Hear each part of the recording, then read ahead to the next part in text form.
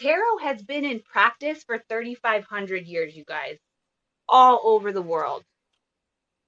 So the things that like Eileen Connolly wrote about in her book from like the 60s, it are not things that she just made up. Like she's going through the historical significations of the different suits. This is not just like her and whatever she was thinking.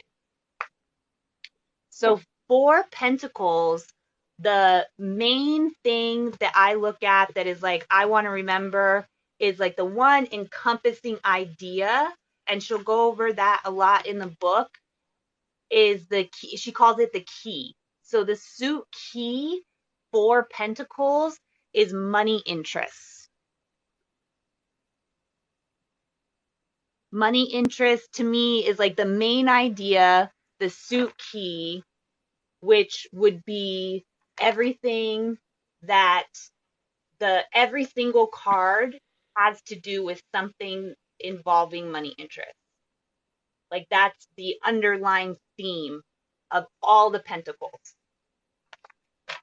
And when you look at the different significations, welcome back, Adesha. And when you look at the different significations from the table, like it makes a lot of sense, because if you, the English suit is like the suit from a regular deck of playing cards. The English suit is diamonds. And of all the different suits, it makes sense that the diamonds would be the money representation. The French suit are paving tiles. So for me, the French suit being paving tiles is not as apparent until we look at the other significations of pentacles, like the earth signification. So if you're thinking of it signifying earth and things that are physical and things that are material, now I understand why the French suit is paving tiles. For the Italian suit, it's coins. I would say coins is the like second most common name for the suit of pentacles. And the coins goes back to how it represents the activity of material prosperity. So obviously like money interest, but really like any type of material prosperity. The German symbol for the suit of pentacles is our bells. For me, bells make sense when I think about the other German symbols being acorns for wands that are like wooden, cups for hearts, which is like your emotional center, swords for leaves, which to me is like, okay, they're kind of like they're the only thing in the whole thing that's pointy. And then pentacles, bells make sense to me because they're made out of like gold or some kind of metal, which is the same thing money is made out of. So then there's for the seasons, the season representation for pentacles is the winter season. So because the season is winter, that also associates with the astrological sign of Aquarius. So for each of the four suits, it has a fixed sign representation.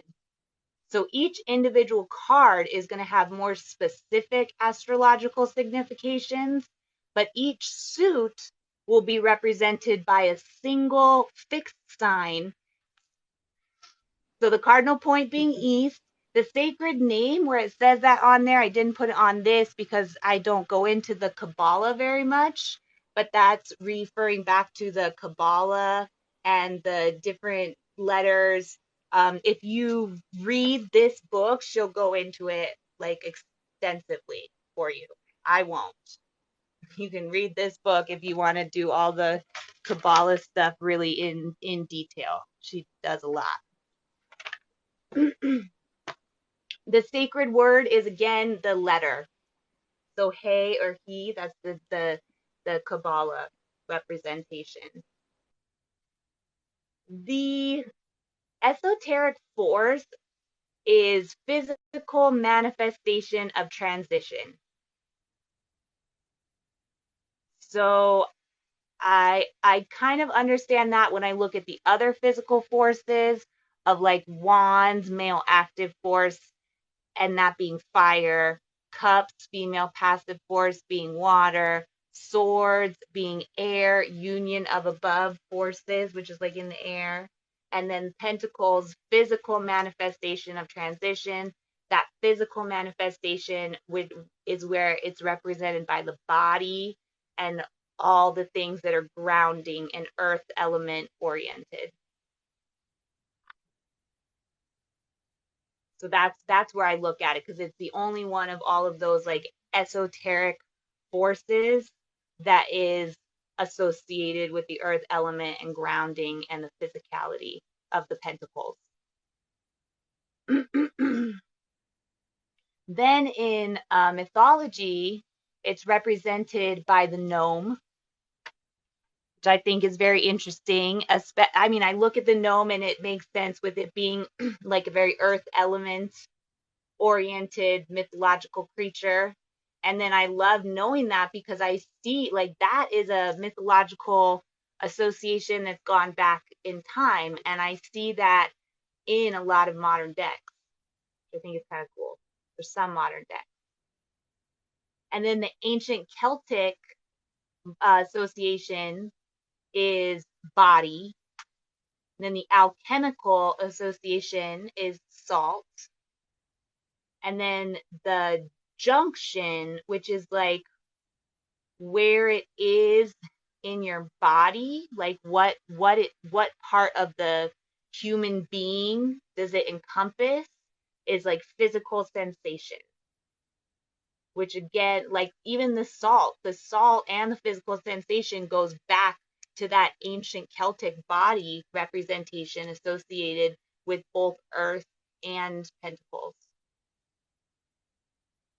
And then the episcopal representation is the host.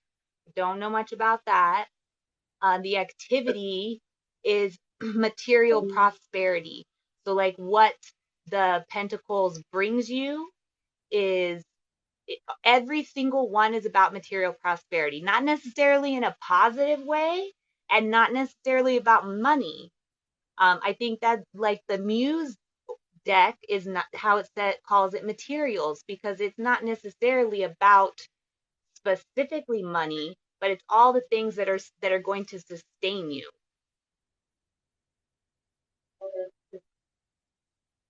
Yeah, there you are, Vincent. And then the principle is perpetuation. So the principle, I can associate that almost with like the way that the different signs had the modalities. I would look at it as almost like the modality of the different suits. So it's for pentacles, it's perpetuation, which again comes back to the earth, solid rock, like gonna make it through. Maybe not easy to get going, but very dependable aspect of it. And then the human classes, so in there it says people in the book, but what she means is humanitarian.